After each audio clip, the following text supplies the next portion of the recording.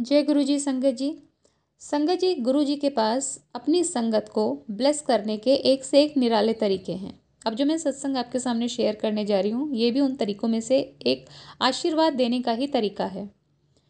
जब भी कोई भक्त विदेश यात्रा पर जाता था तो वो गुरु जी की आशीर्वाद लेकर ही जाता था। उनसे आज्ञा लिए बिना कोई विदेश यात्रा पर नहीं जाता था। तो बात है उस वक्त की जब गुरुजी चोले में हुआ करते थे और कमांडर अंकल ने एक एमएनसी ज्वाइन की थी जो अमेरिकन बेस्ड कंपनी थी, और वो कंपनी उन्हें अमेरिका में बुलाती है कुछ टाइम के लिए ताकि वो सीख सकें क्या काम है उस कंपनी के तौर तरीके। तो अंकल को अब अमेरिका जाना था, तो वो गुरुजी के पास आज्ञा लेने गए और बहुत ही उत्साहित थे। गुरुजी उनको ऐसा देखकर बड़े खुश थे। थोड़ी देर तो वो उनको देखते हैं, फिर चुप रहकर थोड़ी देर बाद बोलते हैं कि मेरे लिए 2 बोतलें विटामिन ई की गोलियां लेकर आना। अंकल तो उनको तो विश्वास ही नहीं हुआ कि गुरुजी ने उन्हें कोई अपना पर्सनल काम बताया है। उनके लिए तो बहुत बड़ा आशीर्वाद था ये। बहुत उत्साहित हुए और उन्होंने गुरुजी का हुक्म जो था वो सर हिलाकर जी गुरुजी कहकर स्वीकारा। अब वो हाथ जोड़कर जाने लगे तो पीछे से फिर गुरुजी ने बोला कि और गोलियों की बोतल पर मैन्युफैक्चरिंग डेट देख लेना, वो बिल्कुल लेटेस्ट होनी चाहिए, एकदम नवीनतम होनी चाहिए। तो वो वापस मुड़े, उन्होंने हाथ जोड़ा और ये हुक्म स्वीकारा और बोला जी गुरुजी। बस फिर क्या था, अंकल तो 7वें आसमान पर थे कि गुरुजी मुझसे अपना कोई पर्सनल काम करा रहे हैं। जाहिर सी बात है, यह उनको आशीर्वाद देने का एक तरीका था। अब क्या होता है कि वो अमेरिका में जाते हैं, पहुंचते हैं, और वॉशिंगटन पहुंचने पर उनका एक अमेरिकन कलीग अंकल को लेने आता है और कहता है कि सीधा काम पर चलें। तो अंकल कहते हैं नहीं नहीं, मुझे अभी विटामिन ई की गोलियां लेनी हैं और वो भी लेटेस्ट मैन्युफैक्चरिंग डेट की। अब बताओ कहाँ से मिलेंगी।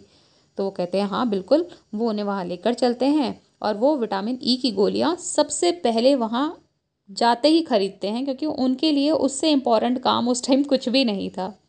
बस अंकल का वहाँ जाना जो टोटल जर्नी थी वो बहुत अच्छी थी। वहाँ वो देखते हैं कंपनी कैसे काम करती है, उनके तौर तरीके कैसे हैं, काम समझ कर आते हैं।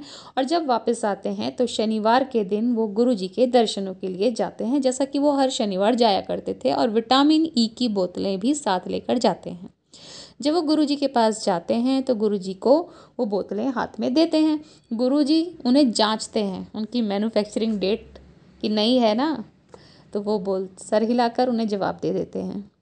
गुरुजी फिर उनको बोतलें देते हैं और बोलते हैं मेरे कमरे में रख के आ। अब ये बहुत ही बड़ा आशीर्वाद है, क्योंकि गुरुजी के कमरे में उनकी आज्ञा के बिना कोई जा ही नहीं सकता था। उनके लिए इस बात पर विश्वास करना बड़ा ही मुश्किल था कि गुरुजी ने उन्हें कमरे में जाने की आज्ञा दे दी है। बस ये एक बहुत बड़ा असाधारण आशीर्वाद था उनके लिए।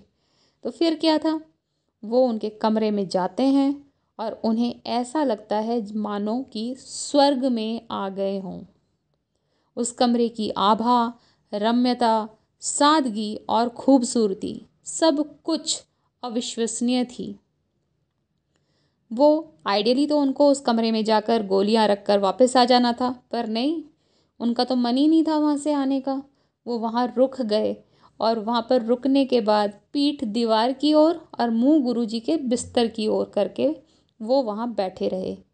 उस सारे एहसास को अपनी सांसों के साथ अपने अंदर समेटते हुए, उस हवा को जिसे गुरुजी की सांसों ने छुआ था, उसको वो अपने अंदर सोख रहे थे।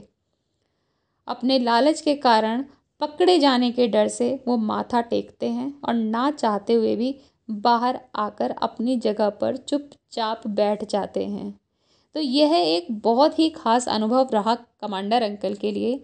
और ये सत्संग हमें बताता है कि गुरु जी के आशीर्वाद देने के तरीके अपनी संगत को बहुत सारे हैं, और ऐसा करके उन्होंने कमांडर अंकल को ब्लेस किया और सबसे बड़ी ब्लेसिंग दी अपने कमरे में जाने की।